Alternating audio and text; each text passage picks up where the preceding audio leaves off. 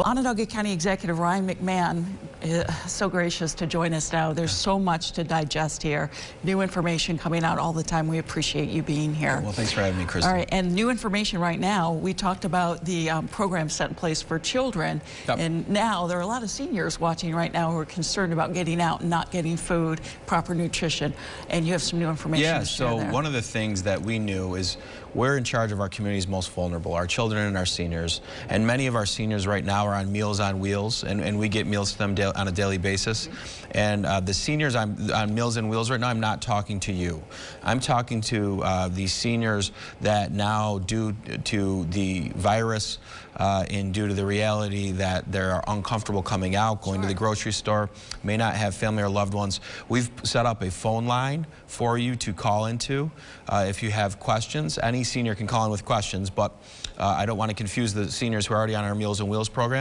But if you have a need, if you need a meal, if you need help finding food and groceries, on this phone line, we'll now be able to connect you to the resources needed so that we can help you get through this process. Let's give out that phone number. We got it right now. Go ahead, you can read it to them. I can read it to you. Let's see. Oh, here we go. 315-218-1987 is the number for seniors to call if you need help getting food. And we're not talking about Meals on Wheels. We're talking about people who have no way of getting out and don't have relatives who can help them. That's right. We always support our seniors who qualify for various programming. This is for any senior now.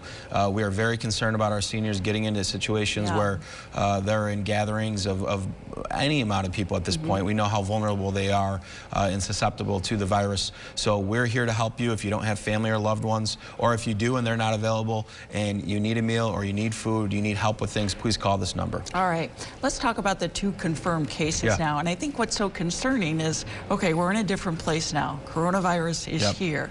We have 2 confirmed cases. And the 2 people who are confirmed, as far as you know, this is community spread. They weren't in any hot spots. They didn't travel. So this brings a new light on what we're dealing with. So we know a little bit more. First off, this morning at 8:50, we got word that there was a female in their 70s. In our initial investigation, it didn't seem like we knew any traveling. Later on this afternoon, we got the test result back from her husband. He also is tested positive. So now we're investigating more into who he may have been in contact with to try to put these pieces together of this puzzle. And based off of that is who we then go and we get folks into quarantine. Right, because you got to figure out who were they in contact with, you know, who did they socialize with. That's right. So there's a whole investigation underway right now. There's an investigation, and so this is the part of this process, Christy, I think that we knew was going to come, and actually we were surprised it didn't come a little bit earlier, but with that extra time, we're able to prepare and put in mitigation techniques. But for the next week or 2 for the community, this is where it gets real.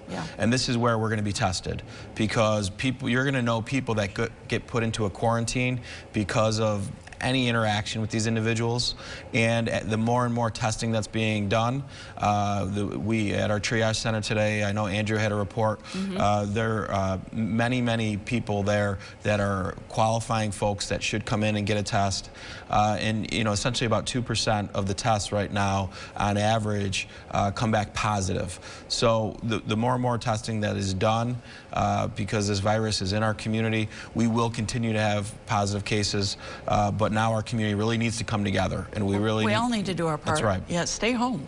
Stay home when you can. Absolutely. All right, Ryan McMahon, we of course will stay in touch with you, and we appreciate it. And we want everybody to know there's so much information coming into our newsroom right now. We want to keep everybody up to date. We're doing our best to keep you informed. Our team is constantly posting on localesquire.com. We've also dedicated a special section at localesquire.com to keep you informed.